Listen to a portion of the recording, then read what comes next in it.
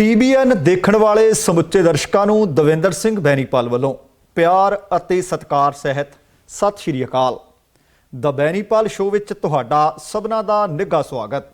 ਦੋਸਤੋ, ਆਓ ਅੱਜ ਦੀਆਂ ਖਬਰਾਂ ਦੇ ਉੱਤੇ ਪਹਿਲਾਂ ਸੰਖੇਪ ਦੇ ਵਿੱਚ ਨਜ਼ਰ ਮਾਰੀਏ। ਅਮਰੀਕਾ ਵਿੱਚ ਬਿਨਾਂ ਦਸਤਾਵੇਜ਼ ਦੇ ਰਹਿ ਰਹੇ ਕਰੋੜਾਂ ਲੋਕਾਂ ਨੂੰ ਦਿੱਤੀ ਜਾਏਗੀ ਨਾਗਰਿਕਤਾ। ਕੈਨੇਡਾ ਪੜ੍ਹਨ ਆਏ ਪੰਜਾਬੀ ਗੱਭਰੂ ਦੀ ਮੌਤ। ਸਰੀ ਵਿੱਚ 24 ਘੰਟਿਆਂ ਦੇ ਅੰਦਰ ਅੰਦਰ ਦੂਸਰੀ ਵਾਰ ਫਿਰ ਤੋਂ ਚੱਲੀ ਗੋਲੀ। ਜੇ ਸਰਕਾਰ ਨਾ ਮੰਨੀ ਤਾਂ 26 ਜਨਵਰੀ ਨੂੰ 1 ਲੱਖ ਟਰੈਕਟਰ ਦਿੱਲੀ 'ਚ ਵੜਨਗੇ। ਖੇਤੀ ਕਾਨੂੰਨਾਂ ਖਿਲਾਫ ਪ੍ਰਦਰਸ਼ਨ ਕਰ ਰਹੇ ਲੋਕਾਂ ਤੇ ਲਾਠੀਚਾਰਜ। ਕੇਜਰੀਵਾਲ ਸਰਕਾਰ ਦਾ ਫੈਸਲਾ, ਸਿੰਘੂ ਬਾਰਡਰ ਤੇ ਕਿਸਾਨਾਂ ਨੂੰ ਮਿਲੇਗਾ ਮੁਫਤ ਵਾਈਫਾਈ। ਦਿੱਲੀ ਮੋਰਚੇ ਤੇ ਇੱਕ ਹੋਰ ਕਿਸਾਨ ਦੀ ਹੋਈ ਮੌਤ। ਕੋਰੇਸ਼ੀਆ 'ਚ ਆਇਆ ਜ਼ਬਰਦਸਤ ਭੁਚਾਲ। ਦੋਸਤੋ, ਇਹ ਖਬਰਾਂ ਨੇ ਜਿਨ੍ਹਾਂ ਦੇ ਉੱਤੇ ਵਿਸਥਾਰ ਨਾਲ ਚਰਚਾ ਕਰਨੀ ਹੈ ਅਤੇ ਅੱਜ ਦੀ ਇਸ ਗੱਲਬਾਤ ਦੇ ਵਿੱਚ ਤੁਹਾਨੂੰ ਮੈਂ ਹਮੇਸ਼ਾ ਇਰਦ ਗਿਰਦ ਰੱਖਿਆ ਕਰਦਾ ਤੇ ਨਾਲ ਹੀ ਇਸ ਤੋਂ ਪਹਿਲਾਂ ਕਿ ਇਹਨਾਂ ਸਾਰੀਆਂ ਖਬਰਾਂ ਦੇ ਉੱਤੇ ਤਫਸੀਲ ਦੇ ਨਾਲ ਵਿਚਾਰ ਚਰਚਾ ਕੀਤੀ ਜਾਵੇ। ਅਪੀਲ ਹੈ ਕਿ ਜੇਕਰ ਹਾਲੇ ਤੱਕ ਤੁਸੀਂ ਆਪਣੇ ਇਸ ਚੈਨਲ ਨੂੰ ਸਬਸਕ੍ਰਾਈਬ ਨਹੀਂ ਕੀਤਾ ਤਾਂ ਕਿਰਪਾ ਕਰਕੇ ਸਬਸਕ੍ਰਾਈਬ ਕਰਕੇ ਨੋਟੀਫਿਕੇਸ਼ਨ ਵਾਲੀ ਘੰਟੀ ਜ਼ਰੂਰ ਨੱਪ ਲੈਣੀ। ਇਹਦੇ ਨਾਲ ਹੀ ਕਿਸਾਨ ਆਗੂ ਬਲਵੀਰ ਸਿੰਘ ਰਾਜੇਵਾਲ ਦੀ ਅੱਜ ਇੱਕ ਸਪੀਚ 8 ਮਿੰਟ ਦੀ ਹੈ ਲਗਭਗ ਤੁਹਾਡੇ ਲਈ ਪੇਸ਼ ਕੀਤੀ ਗਈ ਆ, ਆਪਣੇ ਇਸੇ ਚੈਨਲ ਤੇ ਪਈ ਹੈ। ਜਿਹੜੇ ਉਹਨਾਂ ਨੇ ਨੁਕਤੇ ਦੱਸੇ ਨੇ ਕਿ ਆਪਾਂ ਜਿੱਤ ਕਿਵੇਂ ਜਿੱਤ ਸਕਦੇ ਹਾਂ ਅਤੇ ਨਿਸ਼ਾਨੇ ਤੋਂ ਕਿਵੇਂ ਖੁੰਝ ਸਕਦੇ ਹਾਂ। ਬਹੁਤ ਕੰਮ ਦੀਆਂ ਕਮਾਲ ਦੀਆਂ ਗੱਲਾਂ ਕੀਤੀਆਂ ਨੇ ਉਹਨਾਂ ਨੇ ਇਸ ਅੰਦੋਲਨ ਦੇ ਮੁਤਲਕ। ਸਮਾਂ ਲੱਗਿਆ, ਆਪਣੇ ਸਮੇਂ ਦੇ ਵਿੱਚੋਂ 8 ਮਿੰਟ ਕੱਢ ਕੇ ਉਹ ਜ਼ਰੂਰ ਸੁਣਿਓ, ਤੁਹਾਡੇ ਧੰਨਵਾਦੀ ਹੋਵਾਂਗੇ। ਤੇ ਆਓ ਹੁਣ ਅੱਜ ਦੀਆਂ ਇਹਨਾਂ ਖਬਰਾਂ ਦੇ ਉੱਤੇ ਨਜ਼ਰ ਮਾਰੀਏ। ਅਮਰੀਕਾ ਦੀ ਨਵੀਂ ਉਪ ਚੁਣੀ ਗਈ ਰਾਸ਼ਟਰਪਤੀ ਉਪ ਰਾਸ਼ਟਰਪਤੀ ਕਮਲਾ ਹੈਰਿਸ ਨੇ ਅਮਰੀਕਾ ਦੇ ਵਿੱਚ ਬਿਨਾਂ ਕਿਸੇ ਦਸਤਾਵੇਜ਼ ਦੇ ਰਹਿ ਰਹੇ 1.1 ਕਰੋੜ ਦੇ ਲਗਭਗ ਲੋਕਾਂ ਨੂੰ ਨਾਗਰਿਕਤਾ ਦੇਣ ਦਾ ਵਾਅਦਾ ਕੀਤਾ ਹੈ। ਉਹਨਾਂ ਕਿਹਾ ਕਿ ਇਸ ਸਬੰਧ ਵਿੱਚ ਸੰਸਦ ਦੇ ਵਿੱਚ ਇੱਕ ਬਿੱਲ ਪੇਸ਼ ਕਰ ਦਿੱਤਾ ਜਾਏਗਾ। 3 ਨਵੰਬਰ ਨੂੰ ਹੋਈ ਚੋਣ ਦੇ ਵਿੱਚ ਜੋ ਬਾਈਡਨ ਰਾਸ਼ਟਰਪਤੀ ਤੌਰ ਤੇ ਅਤੇ ਕਮਲਾ ਹੈਰਿਸ ਉਪ ਰਾਸ਼ਟਰਪਤੀ ਦੇ ਤੌਰ ਤੇ ਚੁਣੇ ਗਏ ਸਨ ਤੇ 20 ਜਨਵਰੀ ਨੂੰ ਇਹਨਾਂ ਨੇ ਸਹੁੰ ਚੁੱਕਣੀ ਹੈ। ਕਮਲਾ ਹੈਰਿਸ ਨੇ ਟਵੀਟ ਕੀਤਾ ਅਤੇ ਟਵਿੱਟਰ ਤੇ ਲਿਖਿਆ ਕਿ ਅਹੁਦਾ ਸੰਭਾਲਣ ਤੋਂ ਪਿੱਛੋਂ ਉਹਨਾਂ ਦੀ ਅਤੇ ਚੁਣੇ ਗਏ ਰਾਸ਼ਟਰਪਤੀ ਬਾਈਡਨ ਦੀ ਤਰਜੀਹ ਅਮਰੀਕੀ ਲੋਕਾਂ ਨੂੰ ਕੋਵਿਡ-19 ਤੋਂ ਬਚਾਉਣ ਦੀ ਹੋਏਗੀ। ਉਹਨਾਂ ਇਹ ਵੀ ਦਾਅਵਾ ਕੀਤਾ ਕਿ ਪੈਰਿਸ ਪੌਣ ਪਾਣੀ ਸਮਝੌਤੇ ਨਾਲ ਅਮਰੀਕਾ ਦੁਬਾਰਾ ਜੁੜੇਗਾ। ਰਾਸ਼ਟਰਪਤੀ ਟਰੰਪ ਨੇ ਇਸ ਸਮਝੌਤੇ ਨੂੰ ਪੱਖਪਾਤੀ ਕਰਾਰ ਦੇ ਕੇ ਅਮਰੀਕਾ ਨੂੰ ਇਸ ਸਮਝੌਤੇ ਨਾਲੋਂ ਵੱਖਰਾ ਕਰ ਲਿਆ ਸੀ। ਇਹ ਸਮਝੌਤਾ ਸਾਲ 2015 ਵਿੱਚ ਕੀਤਾ ਗਿਆ ਸੀ ਤੇ ਕਮਲਾ ਹੈਰਿਸ ਨੇ ਟਵੀਟ ਕੀਤਾ ਕਿ ਪਹਿਲੇ ਦਿਨ ਤੋਂ ਮੈਂ ਅਤੇ ਜੋ ਬਾਈਡਨ ਕਰੋਨਾ ਮਹਾਮਾਰੀ ਨੂੰ ਕੰਟਰੋਲ ਕਰਨ ਅਤੇ ਲੋਕਾਂ ਦੀਆਂ ਜਾਨਾਂ ਬਚਾਉਣ ਵਾਸਤੇ ਕੰਮ ਕਰਨ ਵਿੱਚ ਜੁਟ ਜਾਵਾਂਗੇ। ਅਸੀਂ ਡ੍ਰੀਮਰਜ਼ ਦੀ ਸੁਰੱਖਿਆ ਲਈ ਕਦਮ ਵੀ ਨਾਲੋਂ ਨਾਲ ਚੁੱਕਾਂਗੇ ਅਤੇ ਬਿਨਾਂ ਦਸਤਾਵੇਜ਼ ਵਾਲੇ ਲਗਭਗ 1.1 ਕਰੋੜ ਲੋਕਾਂ ਨੂੰ ਨਾਗਰਿਕਤਾ ਦੇਣ ਦੀ ਰੂਪਰੇਖਾ ਦੇ ਇੱਕ ਬਿੱਲ ਨੂੰ ਅਸੀਂ ਸੰਸਦ ਵਿੱਚ ਭੇਜ ਦਿਆਂਗੇ। ਅਮਰੀਕਾ ਦੇ ਡ੍ਰੀਮਰਜ਼ ਦਾ ਸੰਬੰਧ ਅਜਿਹੇ ਵਿਦੇਸ਼ੀ ਨੌਜਵਾਨਾਂ ਨਾਲ ਹੈ ਜੋ development relief and education for alien minors programme ਦੇ ਯੋਗ ਨੇ। ਇਹ ਪ੍ਰੋਗਰਾਮ ਬਿਨਾਂ ਕਿਸੇ ਦਸਤਾਵੇਜ਼ ਵਾਲੇ ਉਹਨਾਂ ਲੋਕਾਂ ਨੂੰ ਅਸਥਾਈ ਤੌਰ ਤੇ ਸੁਰੱਖਿਆ ਮੁਹੱਈਆ ਕਰਾਉਂਦਾ ਹੈ ਜੋ ਬਚਪਨ ਵਿੱਚ ਅਮਰੀਕਾ ਆਏ। ਟਰੰਪ ਪ੍ਰਸ਼ਾਸਨ ਇਸ ਪ੍ਰੋਗਰਾਮ ਨੂੰ ਰੱਦ ਕਰਨਾ ਚਾਹੁੰਦਾ ਸੀ, ਪਰ ਸਾਬਕਾ ਰਾਸ਼ਟਰਪਤੀ ਬਰਾਕ ਓਬਾਮਾ ਦੇ ਕਾਰਜਕਾਲ ਵਿੱਚ ਇਹ ਪ੍ਰੋਗਰਾਮ ਸ਼ੁਰੂ ਕੀਤਾ ਗਿਆ ਸੀ। ਇਸ ਪ੍ਰੋਗਰਾਮ ਨੂੰ ਡ੍ਰੀਮਰਜ਼ ਦੇ ਨਾਂ ਨਾਲ ਜਾਣਿਆ ਜਾਂਦਾ ਹੈ ਅਤੇ ਹੁਣ ਚੁਣੀ ਜਾ ਚੁੱਕੀ ਉਪ ਰਾਸ਼ਟਰਪਤੀ ਕਮਲਾ ਹੈਰਿਸ ਦਾ ਟਵੀਟ ਕਰਕੇ ਇਹ ਦਾਅਵਾ ਕਰਨਾ, ਇਹ ਵਾਅਦਾ ਕਰਨਾ ਕਿ ਜਦੋਂ ਅਸੀਂ ਸਹੁੰ ਚੁੱਕ ਲਈ ਤੇ ਅਸੀਂ ਇਸ ਵਾਸਤੇ ਸੰਸਦ ਦੇ ਵਿੱਚ ਬਿੱਲ ਪੇਸ਼ ਕਰਾਂਗੇ, ਬਹੁਤ ਸਾਰੇ ਲੋਕਾਂ ਵਾਸਤੇ ਇਹ ਬਹੁਤ ਵੱਡੀ ਖਬਰ ਦੇ ਰੂਪ ਵਿੱਚ ਵੇਖੀ ਜਾ ਰਹੀ ਹੈ। ਤੇ ਨਾਲ ਕੋਵਿਡ-19 ਜਿਸ ਦਾ ਇੱਕ ਦੂਸਰੀ ਲਹਿਰ ਦੇ ਵਿੱਚ ਜਿਹੜਾ ਕਿ UK ਦੇ ਵਿੱਚੋਂ ਸ਼ੁਰੂਆਤ ਹੋਈ ਹੈ, ਕੈਨੇਡਾ ਦੇ ਵਿੱਚ ਵੀ ਹੁਣ ਤੱਕ ਉਸ 'ਤੇ 4 ਕੇਸ ਆਏ ਦੱਸੇ ਜਾ ਰਹੇ ਨੇ। ਉਹਨਾਂ ਵਿੱਚੋਂ ਇੱਕ BC ਬ੍ਰਿਟਿਸ਼ ਕੋਲੰਬੀਆ ਦੀ ਰਾਜਧਾਨੀ ਵਿਕਟੋਰੀਆ ਵਿੱਚ ਦੱਸਿਆ ਜਾ ਰਿਹਾ ਹੈ। ਉਹਨਾਂ ਦੇ ਵਿੱਚੋਂ ਇੱਕ ਓਨਟਾਰੀਓ ਸੂਬੇ ਵਿੱਚ ਦੱਸਿਆ ਜਾ ਰਿਹਾ ਹੈ, ਜਦੋਂ ਕਿ ਅੱਜ 2 ਨਵੇਂ ਕੇਸ ਕਿਊਬੈਕ ਸੂਬੇ ਦੇ ਵਿੱਚ ਦੱਸੇ ਜਾ ਰਹੇ ਨੇ। ਅਮਰੀਕਾ ਦੇ ਵਿੱਚ ਕੋਵਿਡ-19 ਮਹਾਮਾਰੀ ਨੇ ਸਭ ਤੋਂ ਵੱਧ ਕਹਿਰ ਢਾਇਆ ਸੀ ਤੇ ਹਾਲੇ ਵੀ ਲਗਾਤਾਰ ਕੋਵਿਡ-19 ਉਸੇ ਤਰੀਕੇ ਨਾਲ ਅੱਗੇ ਵਧ ਰਿਹਾ ਹੈ, ਜਿਸ ਦੇ ਕਾਰਨ ਕੈਨੇਡਾ ਅਮਰੀਕਾ ਦੀ ਸਰਹੱਦ ਬੀਤੇ ਮਾਰਚ ਮਹੀਨੇ ਤੋਂ ਆਖਰੀ ਹਫ਼ਤੇ ਤੋਂ ਬੰਦ ਕੀਤੀ ਹੋਈ ਹੈ ਅਤੇ ਗੈਰ ਜ਼ਰੂਰੀ ਯਾਤਰਾ ਦੇ ਉੱਤੇ ਪਾਬੰਦੀਆਂ ਲੱਗੀਆਂ ਹੋਈਆਂ ਨੇ। ਉਮੀਦ ਕੀਤੀ ਜਾ ਰਹੀ ਹੈ ਕਿ ਜਿਹੜੀ ਇਸ ਦੀ ਵੈਕਸੀਨ ਆਈ ਹੈ ਉਹਦੇ ਨਾਲ ਸ਼ਾਇਦ ਇਸ ਵਾਇਰਸ ਨੂੰ ਠੱਲ ਪਵੇ ਅਤੇ ਦੁਨੀਆ ਪਹਿਲੀ ਤਰਜ਼ ਤੇ ਫੇਰ ਅੱਗੇ ਵਧੇ। ਤੇ ਅਗਲੀ ਖਬਰ ਬੜੀ ਮੰਦਭਾਗੀ ਖਬਰ ਮਿਲ ਰਹੀ ਹੈ। ਇਸ ਤਰ੍ਹਾਂ ਦੀਆਂ ਖਬਰਾਂ ਬੀਤੇ ਸਮੇਂ ਵਿੱਚ ਵੀ ਆਉਂਦੀਆਂ ਰਹੀਆਂ ਨੇ, ਪਰ ਆ ਕੁਝ ਸਮਾਂ ਚੰਗਾ ਲੰਘਿਆ ਸੀ ਕਿਸੇ ਵੀ ਪੜ੍ਹਨ ਆਏ ਗੱਭਰੂ ਦੀ ਕੋਈ ਮੌਤ ਦੀ ਦੁਖਦਾਇਕ ਖਬਰ ਪ੍ਰਾਪਤ ਨਹੀਂ ਸੀ ਹੋਈ। ਪਰ ਹੁਣ ਜਾਣਕਾਰੀ ਮਿਲ ਰਹੀ ਹੈ ਕਿ ਕਸਬਾ ਫਤਿਆਬਾਦ ਦੇ ਨੇੜਲਾ ਪਿੰਡਾ ਖਵਾਸਪੁਰ, ਉੱਥੋਂ ਦੇ 26 ਕੁ ਵਰ੍ਹਿਆਂ ਦੇ ਨੌਜਵਾਨ ਜੋ ਕਿ ਕੈਨੇਡਾ ਦੇ ਵਿੱਚ ਪੜ੍ਹਨ ਆਏ ਹੋਏ ਸੀ, ਉਹਨਾਂ ਦੀ ਮੌਤ ਹੋਈ ਹੈ। ਤੇ ਇਹ ਮੌਤ ਉਹਨਾਂ ਦੀ ਕੰਮ ਵਾਲੀ ਥਾਂ ਤੇ ਕੋਈ ਹਾਦਸਾ ਵਾਪਰਿਆ ਉਹਦੇ ਕਾਰਨ ਹੋਈ ਹੈ। ਇਹ ਜਾਣਕਾਰੀ ਮ੍ਰਿਤਕ ਨੌਜਵਾਨ ਦੇ ਪਿਤਾ ਜਿਹੜੇ ਸਾਬਕਾ ਫੌਜੀ ਨੇ ਤੇ ਨਾ ਉਹਨਾਂ ਦਾ ਸਕੱਤਰ ਸਿੰਘ ਹੈ, ਉਹਨਾਂ ਦੱਸਿਆ ਕਿ ਉਹਨਾਂ ਦਾ ਇਕਲੌਤਾ ਲੜਕਾ ਸੀ ਤੇ ਨਾਂ ਸੀ ਅੰਮ੍ਰਿਤਪਾਲ ਸਿੰਘ। ਲਗਭਗ 1.5 ਸਾਲ ਤੋਂ ਕੈਨੇਡਾ ਦੇ ਸ਼ਹਿਰ ਬਰੈਂਪਟਨ ਦੇ ਵਿੱਚ ਮਕੈਨੀਕਲ ਇੰਜੀਨੀਅਰਿੰਗ ਦੇ ਵਿੱਚ ਮਾਸਟਰ ਡਿਗਰੀ ਦੀ ਪੜ੍ਹਾਈ ਕਰ ਰਿਹਾ ਸੀ, ਮਾਸਟਰਜ਼ ਕਰ ਰਿਹਾ ਸੀ। ਤੇ ਇਹਦੇ ਨਾਲ ਹੀ ਪਾਰਟ ਟਾਈਮ ਉਹ ਆਪਣਾ ਖਰਚਾ ਪਾਣੀ ਚਲਾਉਣ ਦੇ ਵਾਸਤੇ ਕੰਮ ਕਰਦਾ ਸੀ ਅਤੇ ਬੀਤੇ ਦਿਨੀ ਕੰਮ ਵਾਲੀ ਥਾਂ ਤੇ ਹਾਦਸਾ ਵਾਪਰਿਆ ਅਤੇ ਇਸ 26 ਵਰ੍ਹਿਆਂ ਦੇ ਗੱਭਰੂ ਦੀ ਨੌਜਵਾਨ ਦੀ ਮੌਤ ਹੋ ਗਈ ਹੈ। ਸਕੱਤਰ ਸਿੰਘ ਹੋਰਾਂ ਨੇ ਦੱਸਿਆ ਕਿ ਉਮੀਦ ਕੀਤੀ ਜਾ ਰਹੀ ਹੈ ਕਿ 2 ਜਨਵਰੀ ਨੂੰ ਚਾਵਾਂ ਦੇ ਨਾਲ ਸੁਨਹਿਰੇ ਭਵਿੱਖ ਦੇ ਲਈ ਆਪਣੇ ਪੁੱਤ ਅੰਮ੍ਰਿਤਪਾਲ ਨੂੰ ਭੇਜਿਆ ਸੀ ਕੈਨੇਡਾ ਦੇ ਵਿੱਚ, ਪਰ ਹੁਣ 2 ਜਨਵਰੀ ਨੂੰ ਉਹਨਾਂ ਦੀ ਮ੍ਰਿਤਕ ਦੇਹ ਪਹੁੰਚਣ ਦੀ ਸੰਭਾਵਨਾ ਤੇ ਫਿਰ ਪਿੰਡ ਖਵਾਸਪੁਰ ਦੇ ਵਿੱਚ ਉਹਨਾਂ ਦਾ ਸੰਸਕਾਰ ਕਰ ਦਿੱਤਾ ਜਾਵੇਗਾ। ਸੋ ਅਸੀਂ ਸਕੱਤਰ ਸਿੰਘ ਹੋਰਾਂ ਦੇ ਨਾਲ ਦਿਲੋਂ ਹਮਦਰਦੀ ਦਾ ਇਜ਼ਹਾਰ ਕਰਦੇ ਹਾਂ ਅਤੇ ਅੰਮ੍ਰਿਤਪਾਲ ਦੇ ਇਸ ਦੁਖਦਾਇਕ ਵਿਛੋੜੇ ਦੇ ਉੱਤੇ ਪਰਮਾਤਮਾ ਦੇ ਚਰਨਾਂ ਵਿੱਚ ਅਰਦਾਸ ਕਰਦੇ ਹਾਂ ਕਿ ਅੰਮ੍ਰਿਤਪਾਲ ਦੀ ਰੂਹ ਨੂੰ ਪਰਮਾਤਮਾ ਆਪਣੇ ਚਰਨਾਂ ਵਿੱਚ ਨਿਵਾਸ ਦੇਵੇ, ਪਰਿਵਾਰ ਨੂੰ ਭਾਣਾ ਮੰਨਣ ਦਾ ਬਲ ਵੀ ਬਖਸ਼ੇ ਅਤੇ ਆਉਣ ਵਾਲੇ ਸਮੇਂ ਦੇ ਵਿੱਚ ਭਵਿੱਖ ਦੇ ਵਿੱਚ ਇਸ ਤਰ੍ਹਾਂ ਦੀ ਕੋਈ ਮੰਦਭਾਗੀ ਘਟਨਾ ਸੁਣਨ ਨੂੰ ਵੇਖਣ ਨੂੰ ਨਾ ਮਿਲੇ। ਤੇ ਅਗਲੀ ਖਬਰ ਵੀ ਕੋਈ ਬਹੁਤੀ ਚੰਗੀ ਖਬਰ ਨਹੀਂ। ਕੱਲ ਖਬਰ ਮਿਲੀ ਸੀ ਕਿ ਸਰੀ ਦੇ ਵਿੱਚ ਗੋਲੀ ਚੱਲੀ ਹੈ। 24 ਘੰਟਿਆਂ ਦੇ ਅੰਦਰ ਅੰਦਰ ਦੂਸਰੀ ਵਾਰ ਗੋਲੀ ਚੱਲ ਗਈ ਤੇ ਇੱਕ ਜਾਨ ਹੋਰ ਲੈ ਲਈ ਹੈ। ਹੋਮੋਸਾਈਡ ਜਾਂਚਕਰਤਾਵਾਂ ਦੇ ਵੱਲੋਂ ਸਰੀ ਦੇ ਵਿੱਚ ਗੋਲੀ ਚੱਲਣ ਦੀ ਇੱਕ ਜਾਨਲੇਵਾ ਵਾਰਦਾਤ ਦੀ ਪੜਤਾਲ ਕੀਤੀ ਜਾ ਰਹੀ ਹੈ ਅਤੇ ਬੀਤੇ ਕੁਝ ਦਿਨਾਂ ਦੌਰਾਨ ਸਰੀ ਵਿੱਚ ਵਾਪਰੀ ਇਹ ਅਜਿਹੀ ਦੂਸਰੀ ਘਟਨਾ ਹੈ। ਆਈ ਹਿੱਟ ਜਿਹੜਾ ਸਰੀ RCMP ਦਾ ਸੰਗੀਨ ਜੁਰਮਾਂ ਦੀ ਜਾਂਚ ਕਰਨ ਦੇ ਵਾਸਤੇ ਬਣਿਆ ਦਸਤਾ ਹੈ, ਉਸ ਦੇ ਸਾਰਜੈਂਟ ਨੇ ਫਰੈਂਕ ਜੈਂਗ। ਉਹਨਾਂ ਦੇ ਅਨੁਸਾਰ ਇਹ ਘਟਨਾ ਗਿਲਫੋਰਡ ਇਲਾਕੇ ਵਿੱਚ ਬੀਤੀ ਰਾਤ ਵਾਪਰੀ ਹੈ। ਅਣਜਾਣ ਪੀੜਤ ਘਟਨਾ ਸਥਾਨ ਤੇ ਮ੍ਰਿਤਕ ਪਾਇਆ ਗਿਆ, ਪਰ ਹੋਰ ਵੇਰਵੇ ਹਾਲੇ ਕੋਈ ਜਾਰੀ ਨਹੀਂ ਕੀਤੇ ਗਏ। ਵੇਰਵਿਆਂ ਦੀ ਉਡੀਕ ਕੀਤੀ ਜਾ ਰਹੀ ਹੈ। ਗੋਲੀ ਚੱਲਣ ਦੀ ਇਹ ਵਾਰਦਾਤ ਉਸ ਵਕਤ ਵਾਪਰੀ ਜਦ ਸਾਰਜੈਂਟ ਫਰੈਂਕ ਜੈਂਗ ਐਤਵਾਰ ਨੂੰ ਸਰੀ ਦੇ ਵਾਲੀ ਇਲਾਕੇ ਦੇ ਵਿੱਚ ਵਾਪਰੀ ਇੱਕ ਹੋਰ ਘਟਨਾ ਦੀ ਜਾਣਕਾਰੀ ਦੇ ਰਹੇ ਸਨ ਤੇ ਉਧਰ ਦੂਸਰੀ ਗੋਲੀ ਚੱਲ ਗਈ। ਐਤਵਾਰ ਨੂੰ ਜਿਹੜੀ ਗੋਲੀ ਚੱਲੀ ਸੀ ਉਸ ਦੇ ਵਿੱਚ 19 ਵਰ੍ਹਿਆਂ ਦੇ ਨੌਜਵਾਨ ਹਰਮਨ ਸਿੰਘ ਢੇਸੀ ਦੀ ਮੌਤ ਹੋ ਗਈ ਸੀ।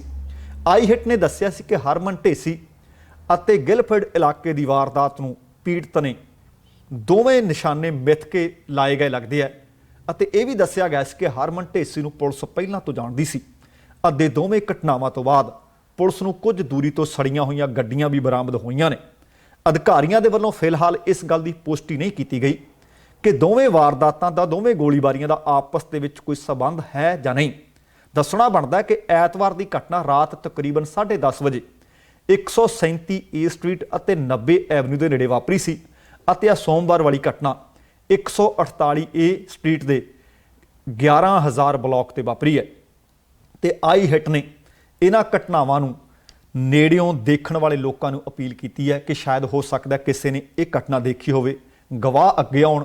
ਜੇਕਰ ਕਿਸੇ ਕੋਲ ਡੈਸ਼ ਕੈਮ ਫੁਟੇਜ ਹੋਵੇ ਤਾਂ ਉਹ ਵੀ ਪੁਲਿਸ ਕੋਲ ਪੁੱਜਦੀ ਕੀਤੀ ਜਾ ਸਕੇ। ਦੱਸਣਾ ਬਣਦਾ ਕਿ 29 ਨਵੰਬਰ ਨੂੰ ਫਲੀਟਵੁੱਡ ਇਲਾਕੇ ਵਿੱਚ ਰਿਆਦ ਰਸ਼ੀਦ ਦੇ ਗੋਲੀ ਮਾਰ ਕੇ ਕੀਤੇ ਕਤਲ ਨੂੰ ਲੈ ਕੇ ਹੁਣ ਤੱਕ ਸਰੀ ਵਿੱਚ ਗੋਲੀ ਚੱਲਣ ਦੀਆਂ ਲਗਾਤਾਰ 4 ਜਾਨਲੇਵਾ ਵਾਰਦਾਤਾਂ ਹੋ ਚੁੱਕੀਆਂ ਨੇ। ਆ ਬੀਤੇ 24 ਘੰਟਿਆਂ ਦੇ ਵਿੱਚ ਇੱਕ ਤੋਂ ਬਾਅਦ ਇੱਕ 2 ਵਾਰਦਾਤਾਂ ਘਟੀਆਂ ਨੇ ਤੇ ਕੁਝ ਕੁ ਸਮੇਂ ਤੋਂ ਠੰਡੌਲਾ ਜਿਹਾ ਸੀ, ਪਰ ਬੀਤੇ ਸਮੇਂ ਦੇ ਵਿੱਚ ਵੀ ਅਸੀਂ ਆਪਣੇ ਨਿੱਜੀ ਤਜਰਬੇ ਦੇ ਮੁਤਾਬਕ ਆਖ ਸਕਦੇ ਹਾਂ ਕਿ ਜਦੋਂ ਇੱਕ ਘਟਨਾ ਗੋਲੀਬਾਰੀ ਦੀ ਹੁੰਦੀ ਹੈ ਤੇ ਲਗਾਤਾਰ ਉਹਦੇ ਤੋਂ ਬਾਅਦ ਫਿਰ ਜਾਂ ਤਾਂ ਬਦਲਾ ਲਊ ਭਾਵਨਾਵਾਂ ਦੇ ਵਿੱਚ ਚਲਾਈਆਂ ਜਾਂਦੀਆਂ ਨੇ ਜਾਂ ਫਿਰ ਉਹਦੇ ਜਿਹੜੇ ਹਮਾਇਤੀ ਨੇ ਉਹਨਾਂ ਨੂੰ ਸ਼ਾਇਦ ਪਤਾ ਹੁੰਦਾ ਹੋਣਾ ਕਿ ਕਿਹੜਾ ਵਿਅਕਤੀ ਜਾਂ ਕਿਹੜਾ ਗੈਂਗ ਇਸ ਤਰ੍ਹਾਂ ਦੀ ਕਾਰਵਾਈ ਨੂੰ ਅੰਜਾਮ ਦੇ ਗਿਆ ਹੈ। ਸੋ ਬਾਅਦ ਦੇ ਵਿੱਚ ਲਗਾਤਾਰ ਫਿਰ ਕਈ ਵਾਰ ਗੋਲੀ ਦੀਆਂ ਘਟਨਾਵਾਂ ਵਾਪਰਦੀਆਂ ਨੇ। ਸੋ ਉਮੀਦ ਕਰਦੇ ਹਾਂ ਕਿ ਹੁਣ ਹੋਰ ਗੋਲੀਬਾਰੀ ਨਾ ਹੋਵੇ, ਕਿਉਂਕਿ ਜਾਂਦਾ ਜਾਂਦਾ ਇਹ ਸਾਲ 2020 ਕਿਸੇ ਹੋਰ ਨੂੰ ਡੂੰਘੇ ਜ਼ਖਮ ਨਾ ਦੇ ਕੇ ਜਾਵੇ। ਹੁਣ ਹਰਮਨ ਸਿੰਘ ਢੇਸੀ 19 ਵਰ੍ਹਿਆਂ ਦਾ ਨੌਜਵਾਨ, ਕੀ ਉਮਰ ਹੁੰਦੀ ਹੈ ਭਲਾ? ਹੋ ਸਕਦਾ ਕਿਸੇ ਕੁਰਾਹੇ ਉਹ ਨੌਜਵਾਨ ਪੈ ਗਿਆ ਹੋਵੇ, ਪਰ ਮਾਪਿਆਂ ਵਾਸਤੇ ਤੁਸੀਂ ਦੇਖੋ ਕਿ ਗੱਭਰੂ ਜਵਾਨ ਪੁੱਤ ਦਾ ਤੁਰ ਜਾਣਾ, ਇੱਕ ਗੱਭਰੂ ਜਵਾਨ ਪੁੱਤ ਦਾ ਵਿਛੋੜਾ ਝੱਲਣਾ ਕੋਈ ਸੁਖਾਲੀ ਗੱਲ ਨਹੀਂ ਹੁੰਦੀ। ਸੋ ਆਓ ਰਲ ਮਿਲ ਕੇ ਅਪੀਲ ਕਰੀਏ ਕਿ ਮਾੜੇ ਰਸਤਿਆਂ ਨੂੰ ਛੱਡ ਚੰਗੇ ਰਸਤਿਆਂ ਤੇ ਤੁਰਨ ਦੇ ਪਾਂਧੀ ਬਣੀਏ ਤੇ ਅਗਲੀ ਖਬਰ ਕੁਰੇਸ਼ੀਆ ਤੋਂ ਮਿਲੀ ਹੈ। ਕੇਂਦਰੀ ਕੁਰੇਸ਼ੀਆ ਦੇ ਵਿੱਚ ਇੱਕ ਜ਼ਬਰਦਸਤ ਭੂਚਾਲ ਆਇਆ ਹੈ, ਜਿਸ ਦੇ ਕਾਰਨ ਬਹੁਤ ਸਾਰੇ ਘਰ ਅਤੇ ਇਮਾਰਤਾਂ ਨੂੰ ਭਾਰੀ ਨੁਕਸਾਨ ਪੁੱਜਣ ਦੀਆਂ ਖਬਰਾਂ ਮਿਲ ਰਹੀਆਂ ਨੇ। ਭੂਚਾਲ ਕਾਰਨ ਹੁਣ ਤੱਕ 6 ਮੌਤਾਂ ਦੀ ਪੁਸ਼ਟੀ ਹੋ ਚੁੱਕੀ ਹੈ ਅਤੇ ਭੂਚਾਲ ਕਾਰਨ ਵੱਖ-ਵੱਖ ਥਾਈਂ ਲਗਭਗ 20 ਵਿਅਕਤੀ ਜ਼ਖਮੀ ਦੱਸੇ ਜਾ ਰਹੇ ਨੇ। ਇਸੇ ਦੌਰਾਨ ਕਹਿੰਦੇ ਜਾ ਕੋ ਰਾਖੀ ਸਾਈਆਂ ਮਾਰ ਸਕੇ ਨਾ ਕੋਈ, ਇਹ ਕਹਾਵਤ ਸੱਚ ਹੋਈ ਹੈ। ਮਲਬੇ ਦੇ ਹੇਠਾਂ ਇੱਕ ਐਨ ਦੱਬੀ ਪਈ ਸੀ ਕਾਰ ਦੇ ਵਿੱਚੋਂ ਵਿਅਕਤੀ ਅਤੇ ਇੱਕ ਹੋਰ ਲੜਕੇ ਨੂੰ ਜਿਉਂਦਾ ਕੱਢ ਕੇ ਹਸਪਤਾਲ ਭਰਤੀ ਕਰਵਾਇਆ ਗਿਆ। ਯੂਰਪੀਅਨ ਭੂ-ਮੱਧ ਭੂਚਾਲ ਕੇਂਦਰ ਦੇ ਮੁਤਾਬਕ ਭੂਚਾਲ ਦੀ ਰਿਕਟਰ ਪੈਮਾਨੇ ਤੇ ਤੀਬਰਤਾ 6.4 ਅੰਕੀ ਗਈ ਹੈ ਅਤੇ ਇਸ ਕੇਂਦਰ ਦੀ ਜਗਰੇਬ ਦੇ 46 ਕਿਲੋਮੀਟਰ ਦੱਖਣ ਪੂਰਬ ਵਿੱਚ ਕੇਂਦਰਾ ਦੱਸੀ ਜਾ ਰਹੀ ਹੈ। ਮੁੱਢਲੀਆਂ ਰਿਪੋਰਟਾਂ ਦੇ ਮੁਤਾਬਕ ਭੂਚਾਲ ਕਾਰਨ ਵੱਡੀ ਪੱਧਰ ਤੇ ਨੁਕਸਾਨ ਹੋਇਆ। ਕਈਆਂ ਥਾਵਾਂ ਤੇ ਇਮਾਰਤਾਂ ਅਤੇ ਘਰਾਂ ਦੀਆਂ ਛੱਤਾਂ ਡਿੱਗੀਆਂ ਨੇ, ਜਦਕਿ ਕੁਝ ਇਮਾਰਤਾਂ ਪੂਰੀ ਤਰ੍ਹਾਂ ਮਲਬੇ ਦਾ ਰੂਪ ਧਾਰਨ ਕਰ ਗਈਆਂ ਨੇ। ਹੁਣ ਕਈਆਂ ਥਾਵਾਂ ਤੋਂ ਖਬਰਾਂ ਅਪੋਸਟ ਇਹ ਵੀ ਮਿਲ ਰਹੀਆਂ ਨੇ ਕਿ ਹੋਰਨਾਂ ਥਾਵਾਂ ਤੇ ਹਲੇ ਜਿਹੜੀਆਂ ਇਮਾਰਤਾਂ ਡਿੱਗੀਆਂ ਨੇ ਮਲਬੇ ਦੇ ਵਿੱਚੋਂ ਲੋਕਾਂ ਨੂੰ ਬਾਹਰ ਕੱਢਿਆ ਜਾ ਰਿਹਾ ਹੈ। ਹੋ ਸਕਦਾ ਕਿ ਮੌਤਾਂ ਦੀ ਗਿਣਤੀ ਵੱਧ ਜਾਵੇ। ਸੋ ਅਗਲੀ ਖਬਰ ਤੁਹਾਡੇ ਨਾਲ ਸਾਂਝੀ ਕਰਦੇ ਹਾਂ। ਹੁਣ ਕਿਸਾਨ ਸੰਘਰਸ਼ ਜਿਹੜਾ ਚੱਲ ਰਿਹਾ, ਅੰਦੋਲਨ ਜਿਹੜਾ ਚੱਲ ਰਿਹਾ, ਰਾਕੇਸ਼ ਟਕੈਤ ਕੱਦਵਾਰ ਨੇਤਾ ਨੇ, ਕਿਸਾਨ ਆਗੂ ਨੇ, ਉਹ ਬੀਤੇ ਦਿਨੀ ਉਹਨਾਂ ਨੇ ਪੰਡਤਾਂ ਅਤੇ ਮੰਦਰਾਂ ਨੂੰ ਉਚੇਚੇ ਤੌਰ ਤੇ ਲੈ ਕੇ ਇੱਕ ਟਿੱਪਣੀ ਕੀਤੀ ਸੀ ਤੇ ਬਾਅਦ ਦੇ ਵਿੱਚ ਉਹਨਾਂ ਤੇ ਵਿਵਾਦ ਵੀ ਹੋਇਆ ਸੀ। ਟਿੱਪਣੀ ਦਰਅਸਲ ਉਹਨਾਂ ਨੇ ਇਹ ਕੀਤੀ ਸੀ ਇਸ ਅੰਦੋਲਨ ਦੇ ਦੌਰਾਨ ਕਿ ਤੁਸੀਂ ਦੇਖੋ ਕਿ ਮੰਦਰਾਂ ਦੇ ਵਿੱਚ ਆਪਾਂ ਬਹੁਤ ਧਨ ਚੜਾਉਂਦੇ ਆ। ਉਹ ਕਹਿੰਦੇ ਕਿਤੇ ਆਲੇ ਦੁਆਲੇ ਦੇਖੋ, ਕੋਈ ਮੰਦਰ ਵਾਲੇ ਨੇ ਕਿਸੇ ਨੇ ਆ ਕੇ ਲੰਗਰ ਲਾਇਆ, ਕਿਸੇ ਨੇ ਤੁਹਾਡੇ ਵਾਸਤੇ ਕੋਈ ਰਾਹਤ ਸਮੱਗਰੀ ਭੇਜੀ ਹੈ। ਉਹ ਕਹਿੰਦੇ ਪੰਡਤਾਂ ਨੂੰ ਬੜੀ ਦਾਨ ਦਕਸ਼ਨਾ ਦਿੰਦੇ ਆ, ਦੇਖੋ ਕਿਤੇ ਆਲੇ ਦੁਆਲੇ ਕੋਈ ਪੰਡਤ ਆਇਆ ਤੁਹਾਡੇ ਇਸ ਮੋਰਚੇ ਦੇ ਵਿੱਚ ਤੁਹਾਨੂੰ ਰਾਹਤ ਦੇਣ ਦੇ ਵਾਸਤੇ। ਜਦੋਂ ਉਹਨਾਂ ਨੇ ਇਹ ਟਿੱਪਣੀ ਕੀਤੀ ਸੀ ਤੇ ਉਹ ਤੋਂ ਬਾਅਦ ਵਿਵਾਦ ਪੈਦਾ ਹੋਇਆ ਸੀ। ਰਾਕੇਸ਼ ਟਕੈਤ ਨੇ ਅੱਜ ਟਿੱਕਰੀ ਬਾਰਡਰ ਤੇ ਕਿਸਾਨਾਂ ਦੇ ਮੰਚ ਤੇ ਪਹੁੰਚ ਕੇ ਇੱਕ ਵਾਰੀ ਫਿਰ ਵੱਡਾ ਐਲਾਨ ਕੀਤਾ। ਰਾਕੇਸ਼ ਟਕੈਤ ਉਹਨਾਂ ਨੇ ਕਿਹਾ ਕਿ ਜੇਕਰ ਸਰਕਾਰ ਨਾ ਮੰਨੀ ਤਾਂ 26 ਜਨਵਰੀ ਨੂੰ ਗਣਤੰਤਰ ਦਿਵਸ ਪਰੇਡ ਦੇ ਵਿੱਚ ਜਾਵਾਂਗੇ, 1 ਲੱਖ ਟਰੈਕਟਰ ਲੈ ਕੇ ਜਾਵਾਂਗੇ ਤੇ ਕਿਸਾਨ ਦਿੱਲੀ ਵਿੱਚ ਟਰੈਕਟਰਾਂ ਦੇ ਨਾਲ ਫਰਾਟੇ ਮਾਰਦੇ ਫਿਰਨਗੇ। ਕੇਂਦਰੀ ਖੇਤੀ ਮੰਤਰੀ ਵੱਲੋਂ ਕੁਝ ਕਿਸਾਨ ਜਥੇਬੰਦੀਆਂ ਦੇ ਕਾਨੂੰਨਾਂ ਦੇ ਪੱਖ ਵਿੱਚ ਆਉਣ ਦੇ ਬਿਆਨ ਉੱਤੇ ਵੀ ਰਾਕੇਸ਼ ਟਕੈਤ ਨੇ ਵਿਅੰਗਾਤਮਕ ਅੰਦਾਜ਼ ਦੇ ਵਿੱਚ ਟਿੱਪਣੀ ਕੀਤੀ।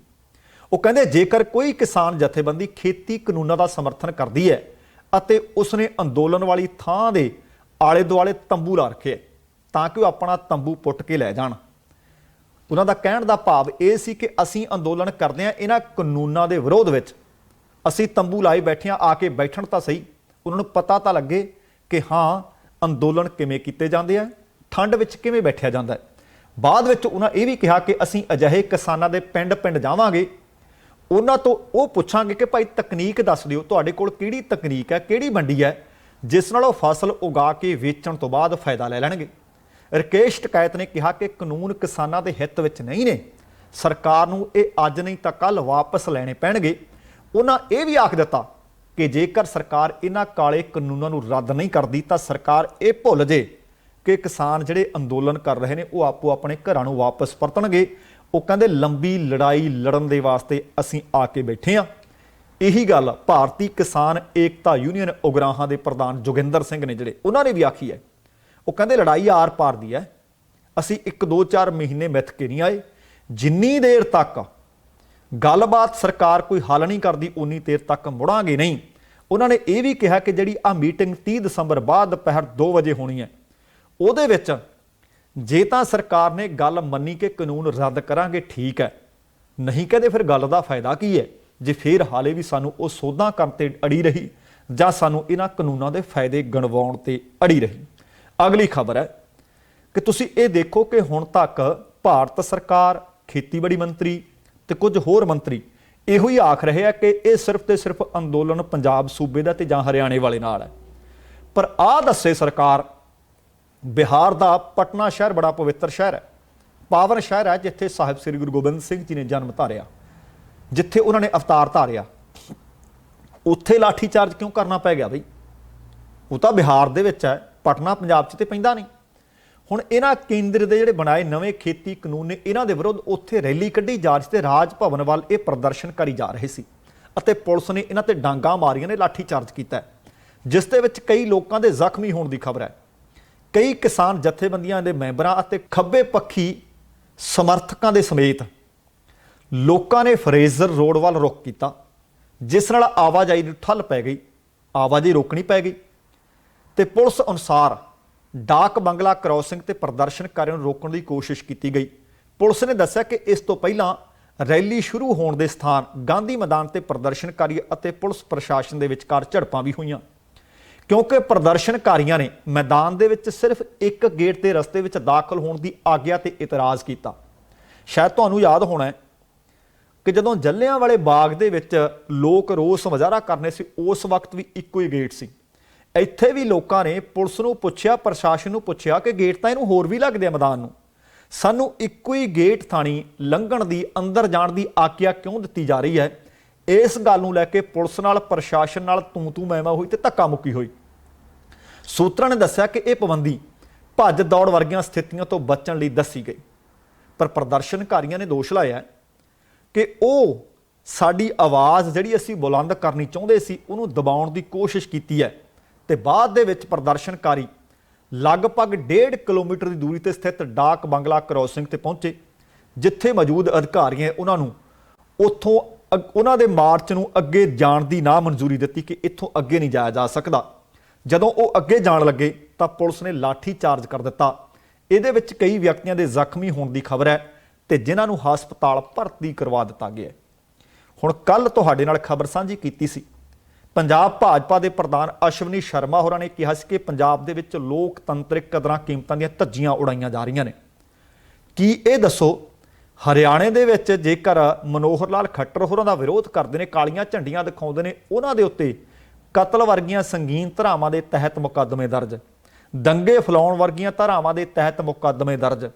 ਤੇ ਜੇਕਰ ਹੁਣ ਬਿਹਾਰ ਦੇ ਵਿੱਚ ਵੀ ਭਾਜਪਾ ਭਾਈਵਾਲ ਹੈ ਸਰਕਾਰ ਦੇ ਵਿੱਚ, ਉਮੀਦ ਇਹ ਵੀ ਕੀਤੀ ਜਾ ਰਹੀ ਹੈ ਕਿ ਆਉਣ ਵਾਲੇ ਦਿਨਾਂ ਦੇ ਵਿੱਚ ਨਿਤੀਸ਼ ਕੁਮਾਰ ਤੇ ਭਾਜਪਾ ਦਾ ਆਪਸ ਦੇ ਵਿੱਚ ਪਟਾਕਾ ਪੈਣ ਵਾਲਾ ਹੈ।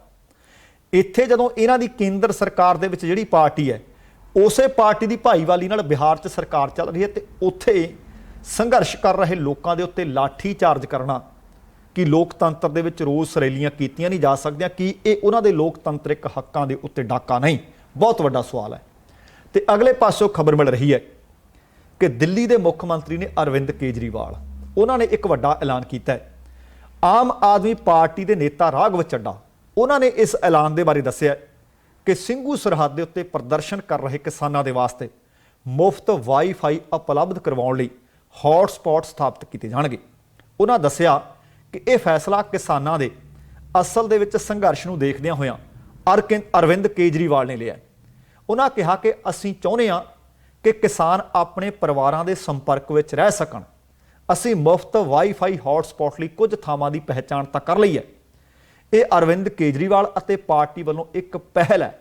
ਉਹਨਾਂ ਇਹ ਵੀ ਦੱਸਿਆ ਕਿ ਜੇਕਰ ਮੰਗ ਵੱਧ ਗਈ ਤਾਂ ਅਜਿਹੇ ਵਿੱਚ ਹੋਰ ਹੌਟ ਸਪੌਟ ਵੀ ਸਥਾਪਿਤ ਕਰ ਦਿੱਤੇ ਜਾਣਗੇ ਅਤੇ ਕੇਂਦਰ ਦੇ ਨਵੇਂ ਖੇਤੀ ਕਾਨੂੰਨਾਂ ਦੀ ਮੰਗ ਨੂੰ ਲੈ ਕੇ ਭਾਰਤ ਦੇ ਵੱਖੋ-ਵੱਖ ਹਿੱਸਿਆਂ ਤੋਂ ਕਿਸਾਨ ਇਸ ਵਕਤ ਦਿੱਲੀ ਦੀਆਂ ਸਰਹੱਦਾਂ ਤੇ ਬੈਠੇ ਹੈ, ਪ੍ਰਦਰਸ਼ਨ ਕਰ ਰਹੇ ਹੈ, ਪਰ ਉਹਨਾਂ ਨੂੰ ਅਤੇ ਬਹੁਤ ਸਾਰੇ ਲੋਕਾਂ ਨੂੰ ਇਸ ਵਕਤ ਉੱਥੇ ਇੰਟਰਨੈਟ ਚੰਗੇ ਤਰੀਕੇ ਨਾਲ ਚੱਲਣ ਦੇ ਕਾਰਨ ਦਿੱਕਤਾਂ ਦਾ, ਮੁਸੀਬਤਾਂ ਦਾ ਸੰਪਰਕ ਸਥਾਪਿਤ ਕਰਨ ਦੇ ਵਿੱਚ ਵਿਘਨ ਦਾ ਸਾਹਮਣਾ ਕਰਨਾ ਪੈ ਰਿਹਾ ਹੈ।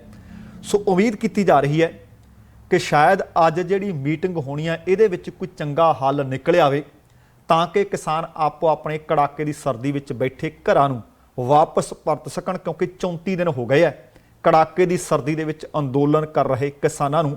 30 ਦਸੰਬਰ ਦੀ ਮੀਟਿੰਗ ਤੋਂ ਆਸਾਂ ਵੀ ਨਹੀਂ, ਕਿਉਂਕਿ ਰਸਮੀ ਤੌਰ ਤੇ ਸੱਦਾ ਇੱਕ ਵਾਰੀ ਫਿਰ ਕੇਂਦਰ ਸਰਕਾਰ ਨੇ ਆਪ ਇਸ ਤਰੀਕ ਨੂੰ ਭੇਜਿਆ ਤੇ ਨਾਲ ਇਹ ਵੀ ਆਖੀ ਜਾ ਰਿਹਾ ਕਿ ਅਸੀਂ ਕਿਸਾਨਾਂ ਦੀ ਹਰ ਮੰਗ ਮੰਨਣ ਵਾਸਤੇ ਤਿਆਰ ਹਾਂ।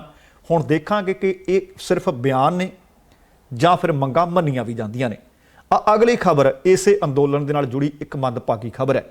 ਜਾਣਕਾਰੀ ਮਿਲ ਰਹੀ ਹੈ ਕਿ ਕਿਸਾਨ ਅੰਦੋਲਨ ਦੇ ਵਿੱਚ ਹਿੱਸਾ ਲੈਣ ਸਮੇਂ ਟਿਕਰੀ ਬਾਰਡਰ ਤੇ ਪਿੰਡ ਧਰਮਪੁਰਾ ਦੇ ਇੱਕ ਕਿਸਾਨ ਦੇ ਠੰਡ ਲੱਗਣ ਕਾਰਨ ਮੌਤ ਹੋਈ ਹੈ।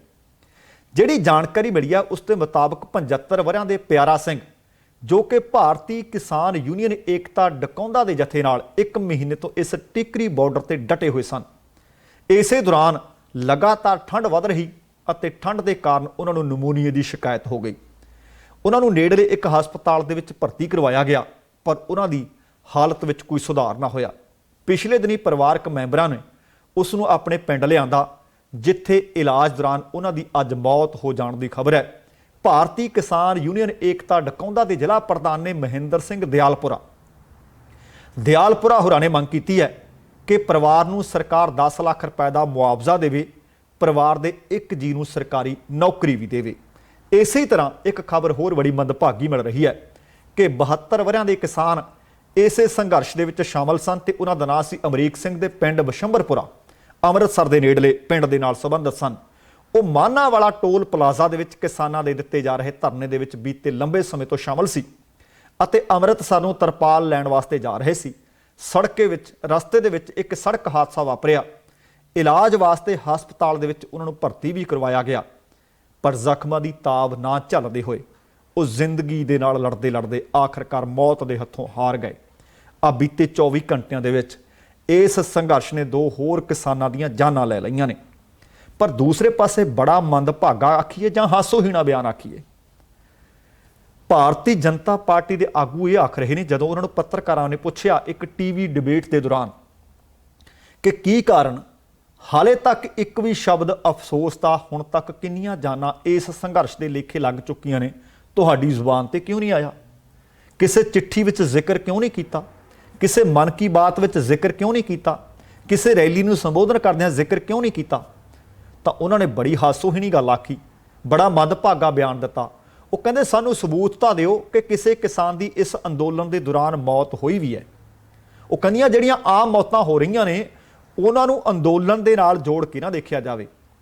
ਹੁਣ ਪਿਆਰਾ ਸਿੰਘ ਦੀ ਗੱਲ ਕਰੀਏ, ਕੱਲ ਬਲਕੀਤ ਸਿੰਘ ਕੌਰ ਦੀ ਗੱਲ ਕੀਤੀ ਸੀ, ਅਮਰੀਕ ਸਿੰਘ ਦੀ ਗੱਲ ਕਰੀਏ, ਕਿੰਨੀਆਂ ਜਾਨਾਂ ਗਈਆਂ ਨੇ, ਜਾਂ ਤਾਂ ਅੰਦੋਲਨ ਦੇ ਵਿੱਚ ਹੋ ਗਈਆਂ ਜਾਂ ਉਹਨਾਂ ਨੇ ਉੱਥੇ ਕਈਆਂ ਨੇ ਖੁਦਕੁਸ਼ੀ ਵੀ ਕਰ ਲਈ, ਜਾਂ ਫਿਰ ਹੁਣ ਤੁਸੀਂ ਦੇਖੋ ਕਿ ਮਾਨਾਂਵਾਲਾ ਟੋਲ ਪਲਾਜ਼ੇ ਤੋਂ ਇਹ ਕਿਸਾਨ ਰਾਤ ਨੂੰ ਠੰਡ ਹੋ ਜਾਂਦੀ ਹੈ, ਤਰਪਾਲ ਲੈਣ ਜਾ ਰਹੇ ਸੀ, ਰਸਤੇ ਵਿੱਚ ਸੜਕ ਹਾਦਸੇ ਕਾਰਨ ਮੌਤ ਹੋ ਗਈ।